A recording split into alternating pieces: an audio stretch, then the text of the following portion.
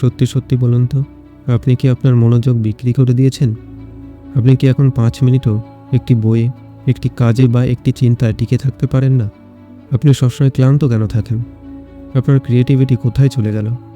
আপনার মনে হয় আপনি শুধু বিনোদন করছেন, কিন্তু আসলে আপনার মূল্যবান মনোযোগ আপনার থেকে চুরি করা হয়েছে। আজকালকার সবথেকে বড় যুদ্ধ যুদ্ধের ময়দানে নয়, বরং আপনার মস্তিষ্কের ভেতরে লড়া হচ্ছে। আর আপনি প্রতি মুহূর্তে হারছেন। আপনি একটি দুর্বল শিকারে পরিণত হয়েছেন, এমন এক শিকার যার সমস্ত মানসিক জ্বালানি প্রতিদিন বরবাদ হয়ে যাচ্ছে। কিন্তু এই দেশের মাটিতে ১০০ বছর আগে এক এমন মানুষের জন্ম হয়েছিল, যিনি মস্তিষ্ককে কবজা করার, মনকে ফোকাস করার সেই ফর্মুলা ক্র্যাক করে ফেলেছিলেন, যা আজকের কোটি কোটি টাকার প্রোডাক্টিভিটি অ্যাপসও আপনাকে দিতে পারবে না।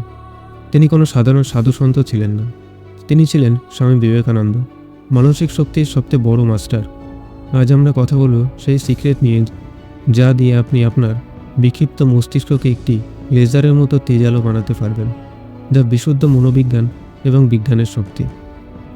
নমস্কার বন্ধুরা, আমি আপনার হোস্ট সুমন এবং স্বাগত জানাচ্ছি সাকসেস সূত্র বাংলাতে।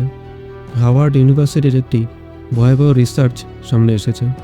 বিজ্ঞানীরা দেখেছেন যে একজন গড়পড়তা মানুষ তার জেগে থাকা জীবনের ৪৭% সময়ই চিন্তায় হারিয়ে ফেলে, অর্থাৎ মাইন্ড ওয়ান্ডারিংয়ে কাটিয়ে দেয়। এর মানে বুঝতে পারছেন? আপনি আপনার জীবনের অর্ধেক তো বাঁচছেনই না, আপনি কেবল একটি জম্বির মতো চলছেন। বিজ্ঞানীকে ডিফল্ট মুড নেটওয়ার্ক বলে, মস্তিষ্কের সেই অংশ যা আপনাকে পাগলের মতো অতীত আর ভবিষ্যতে ঘোরাতে থাকে। কিন্তু ১০০ বছর আগে স্বামী বিবেকানন্দ এই ৪৭%-এর অভিশাপ ভাঙার একটি পদ্ধতি খুঁজে পেয়েছিলেন। তিনি শুধু ফোকাস নয়, বরং সুপার কনসাসনেসকে আনলক করিয়েছিলেন। যদি আপনি নিজেকে দুর্বল অনুভব করেন, এই এপিসোডটি আপনারই জন্য, তাই শেষ পর্যন্ত দেখবেন। স্বামী বিবেকানন্দকে শুধু ধ্যানের মূর্তি মনে করবেন না, তাকে মানুষের মস্তিষ্কের ক্ষমতার প্রতীক মনে করবেন। যখন তিনি শিকাগোয় গিয়েছিলেন, তখন মানুষ তার ধ্যানের গভীরতা এবং স্মরণশক্তি দেখে অবাক হয়ে যেত। তিনি ঘন্টার পর ঘন্টা ভাষণ দিতেন, একটি শব্দও দুবার রিপিট না করে। সবথেকে চমকপ্রদ বিষয় হলো তার একাগ্রতা শক্তি। বলা হয় যে তিনি একটি মোটা বইও শুধু এক নজরে পড়ে ফেলতেন। তিনি কেবল বইয়ের পাতা উল্টাতেই তার জ্ঞান তার মস্তিষ্কে ট্রান্সফার হয়ে যেত। লাইব্রেরির একজন কর্মচারী তাকে জিজ্ঞাসা করেছিলেন, আপনি এত তাড়াতাড়ি বই কেন ফেরত দিচ্ছেন? আপনি কি বইগুলো পড়েন? বিবেকানন্দের জবাব আপনার মস্তিষ্ক খুলে দেবে। তিনি বলেছিলেন, যখন মনের সমস্ত শক্তি একটি বিন্দুতে কেন্দ্রীভূত হয়, তখন সে জ্ঞানকে সেই মুহূর্তেই আত্মস্থ করে নেয়। আজ আপনি ডিপ ওয়ার্ক করতে চান, কিন্তু ১০ মিনিটেই হোয়াটসঅ্যাপ চেক করেন, আপনার মস্তিষ্ক ১০,০০০ আলাদা আলাদা চিন্তায় দৌড়াচ্ছে। বিবেকানন্দ এটি প্রমাণ করেছেন যে ফোকাস কোনো গুণ নয়, এটি একটি শক্তি যা আপনি তৈরি করেন, যা আপনি বিকশিত করেন। এটি ঠিক তেমনই যেমন সূর্যের ছড়িয়ে থাকা বিকিরণ, সেগুলো থেকে শুধু গরম অনুভব করা যায়, কিন্তু যখন আপনি সেগুলোকে লেন্সের ভেতর দিয়ে নিয়ে যান, তখন সেই কিরণই একটি লেজার হয়ে আগুন জ্বালিয়ে দিতে পারে। আপনার মস্তিষ্ক সেই সূর্য, আর আপনার একাগ্রতা হলো সেই লেন্স। এখন কথা বলি সেই সবথেকে বড় সিক্রেটের, যা আজকের বায়ো হ্যাকাররাও বোঝে না। বিবেকানন্দ শক্তি অপচয় করাকে সবথেকে বড় পাপ বলেছিলেন। আজ আপনি যে ক্লান্তি, অস্থিরতা আর অলসতা অনুভব করেন, তা আপনার ছড়িয়ে ছিটিয়ে থাকা শক্তির ফল। এই শক্তি কোথায় যায়? ছোট ছোট বিষয়ে রাগ, অপ্রয়োজনীয় চিন্তা, ইন্দ্রিয় সুখে মত্ত হওয়া, অনবরত সোশ্যাল মিডিয়া স্ক্রোলিং। এটিও শক্তির একটি রূপ যা আপনি নষ্ট করছেন। কিন্তু গভীর সাধনা করা যোগীদের নিউরোসায়েন্স যখন মস্তিষ্ক স্ক্যান করলেন, তখন মেশিনগুলো থমকে গেল। সাধারণ মানুষের মস্তিষ্কে বিটা ওয়েভ চলে, কিন্তু এই যোগীদের মস্তিষ্কে গামা ওয়েভের তুফান দেখা গেছে। গামা ওয়েভ মস্তিষ্কের সেই অবস্থা যেখানে লার্নিং আর রিয়ালিটি পুরোপুরি বদলে যায়। এটি সেই স্টেট যেখানে আপনি একটি বইয়ের পাতা উল্টাতেই তা মনে রাখতে পারেন। একে আজকের বিজ্ঞানীরা হাইপার প্লাস্টিসিটি বলে, কিন্তু ভারতে একে কয়েক শতাব্দী ধরে ওজোস বলা হয়েছে। স্বামী বিবেকানন্দ কোনো জাদুকর ছিলেন না, তিনি এই গামা টেস্টের মাস্টার ছিলেন। বিবেকানন্দ বলেছেন যে যখন আপনি আপনার শারীরিক এবং মানসিক শক্তিকে বাইরের ছোটোখাটো এবং ক্ষণস্থায়ী সুখের পেছনে বরবাদ করা বন্ধ করে দেন, তখন এই শক্তি ট্রান্সমিউট হয়ে যায়। এই শক্তি প্রথমে তৈরি হয় ওজোস। ওজোস মানে অভ্যন্তরীণ চমক, চুম্বকীয় ব্যক্তিত্ব এবং অসীম শক্তি।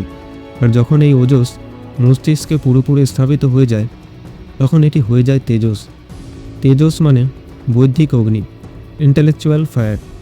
এটি সেই মেধাশক্তি, সেই ফোকাস যা দিয়ে আপনি একেবারে যে কোনো বিষয়কে ভেদ করতে পারেন। আপনি একজন সাধারণ মানুষ থেকে জিনিয়াস হয়ে যেতে পারেন। এই শক্তি সংরক্ষণের নিয়ম, যা আপনার শরীরের ওপর প্রযোজ্য। আপনি আপনার শক্তি বাঁচিয়ে কোথায় লাগাচ্ছেন? যদি আপনি আপনার শক্তিকে দিনভর অপ্রয়োজনীয় চিন্তা আর তুচ্ছ কাজে লাগাতে থাকেন, তবে বড় লক্ষ্যের জন্য আপনার কাছে কিছুই অবশিষ্ট থাকবে না। এই বিষয়টিকে শুধু আধ্যাত্মিক মনে করবেন না, এটি বিজ্ঞানও বুঝেছেন। আপনি কি জানেন মহান বিজ্ঞানী নিকোলা টেসলা স্বামী বিবেকানন্দের সাথে দেখা করেছিলেন? টেসলা নিজে তার শক্তি বাঁচিয়ে রাখতেন, যাতে তিনি তার আবিষ্কারগুলোতে অসাধারণ একাগ্রতার সাথে কাজ করতে পারেন। যখন বিবেকানন্দ টেসলাকে ভারতীয় দর্শনের প্রাণ এবং আকাশ সম্পর্কে বলেছিলেন, তখন টেসলা অবাক হয়ে গিয়েছিলেন। ভাবুন, আপনার মস্তিষ্ক আপনার শরীরের ওজনের মাত্র 2%, কিন্তু এটি আপনার শরীরের মোট শক্তির 20% ব্যবহার করে নেয়। নিউরোসায়েন্স বলে যে যখন আপনি ফোকাস করেন তখন এনার্জি একটি লেজারের মতো কাজ করে, কিন্তু যখন আপনি স্ক্রোল করেন বা ডিস্ট্র্যাক্ট হন, তখন আপনার মস্তিষ্ক কনটেক্সট সুইচিংয়ে ফেসে যায়, যা আপনার গ্লুকোজ এবং ডোপামিনকে দ্বিগুণ গতিতে পুড়িয়ে দেয়। তাই আপনি কোনো শারীরিক পরিশ্রম না করেও সবসময় ক্লান্ত অনুভব করেন। আপনি কাজ করছেন না, আপনি শুধু আপনার ব্রেন ফুয়েল লিক করছেন। বিবেকানন্দ একে প্রাণ বলেছিলেন, আর আজ বিজ্ঞান একে মেটাবলিক এনার্জি বলে। প্রাণ মানে শক্তি, আকাশ মানে পদার্থ। বিবেকানন্দের ভাষায়, প্রাণ শক্তিকে বশ করো আর তুমি পুরো ব্রহ্মাণ্ডকে বশ করে নেবে। টেসলা তার পুরো জীবন এই সিদ্ধান্তকে বুঝতে এবং প্রমাণ করতেই কাটিয়ে দিয়েছিলেন। অর্থাৎ যাকে আপনি প্রাণ বা মানসিক শক্তি বলছেন, সেটি আমাদের অস্তিত্বের মূল জ্বালানি। একে বরবাদ করা আত্মঘাতী। আজকের মনোবিজ্ঞান যখন মিহালি চিক্সেন্ট-মিহালির ফ্লো স্টেটের কথা বলেন বা ক্যাল নিউপোর্টের ডিপ ওয়ার্কের কথা বলেন, তারা অজান্তেই বিবেকানন্দের একাগ্রতার সিদ্ধান্তের পুনরাবৃত্তি করছেন। ফ্লো স্টেট কি? এটি সেই অবস্থা যেখানে আপনার মস্তিষ্ক বিক্ষিপ্ততা শেষ হয়ে যায় এবং আপনি পুরোপুরি একটি কাজে লীন হয়ে যান। এটিই সেই পারফেক্ট যোগ যার কথা বিবেকানন্দ 100 বছর আগে বলেছিলেন। আপনার মস্তিষ্কের আসল সমস্যা কী? বিবেকানন্দ এটি খুব মজার এবং ভয়াবহভাবে বুঝিয়েছিলেন। তিনি বলেছিলেন, মন একটি বাদর, সে আগে থেকেই অস্থির, তার উপর সে নেশা করেছে, আপনার ইচ্ছা আর আসক্তির নেশা, আর এখন তাকে বিচ্ছু কামড়েছে। ভাবুন, একটি বিচ্ছু কামড়ানোর নেশায় চুর বাদরের কী অবস্থা হবে? এটাই আজ আপনার মস্তিষ্কের অবস্থা। তো এই পাগলামি থামাবেন কিভাবে? এর জবাব হলো রাজযোগের প্রোটোকল। রাজযোগে একটি গুরুত্বপূর্ণ ধাপ হলো প্রত্যাহার। প্রত্যাহার মানে ইন্দ্রিয়গুলোকে ফিরিয়ে আনা। যখন আপনি আপনার ফোন বন্ধ করেন, বাইরের শব্দ থামিয়ে দেন এবং চোখ বন্ধ করে বসেন, তখন আপনি প্রত্যাহার করছেন। আপনি আপনার সেন্সরি ইনপুটের গোলামি ছাড়ছেন। এটি হলো প্রাচীন ভারতের ডোপামিন ডিটক্স। আপনাকে আপনার মনকে বাইরের দুনিয়া থেকে টেনে ভিতরের দুনিয়াতে আনতে হবে। যখন বাইরে থেকে ইনপুট বন্ধ হয়, তখন মন শান্তি পায় এবং ফের ফোকাস করার জন্য তৈরি হয়। এটিই প্রথম পদক্ষেপ আপনার বাদরটিকে শান্ত করার। যখন আপনি আপনার বাদরটিকে শান্ত করে নিলেন এবং নিজের শক্তি বাঁচিয়ে নিলেন, এখন এই শক্তি ব্যবহার করবেন কিভাবে? বিবেকানন্দের সবথেকে শক্তিশালী উক্তিটি এটাই, take up one idea, make that one idea your life. একটি চিন্তা নিন, সেই একটি চিন্তাকে আপনার জীবন বানিয়ে ফেলুন। সেটা নিয়েই ভাবুন, সেটা নিয়েই স্বপ্ন দেখুন, সেটার জন্যই বাঁচুন। আপনার মস্তিষ্ক, আপনার পেশি, আপনার স্নায়ু, আপনার শরীরের প্রতিটি অংশকে সেই একটি চিন্তা দিয়ে পূর্ণ করে দিন এবং অন্য প্রতিটি চিন্তাকে ত্যাগ করুন। এটাই সেই ফর্মুলা যা দিয়ে তিনি একবারে পুরো বই মনে রাখতে পারতেন। তার সমস্ত শক্তি, সমস্ত চেতনা শুধু একটি বিন্দুতে কেন্দ্রীভূত হয়ে যেত। আজকের দুনিয়ায় আমরা একসাথে 10টি কাজ করি, 10টি লক্ষ্য বানাই এবং শেষে শূন্য পাই। বিবেকানন্দ বলতেন, যদি আপনি একটি চিন্তাকেই পুরো শক্তি দিয়ে কেন্দ্র করেন, তবে আপনি পাথরকেও গলাতে পারবেন।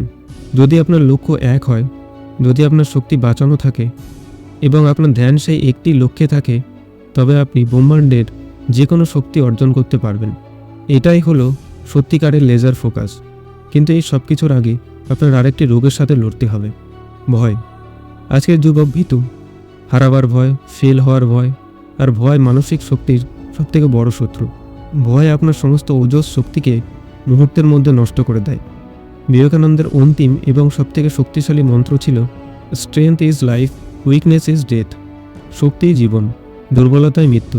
যদি আপনি নিজেকে দুর্বল, হেরে যাওয়া, অযোগ্য ভাবেন, তবে আপনি আপনার আসল অসীম শক্তির অপমান করছেন। আপনাকে আপনার শারীরিক শক্তি বাড়াতে হবে। জিমে যান, খেলাধুলা করুন।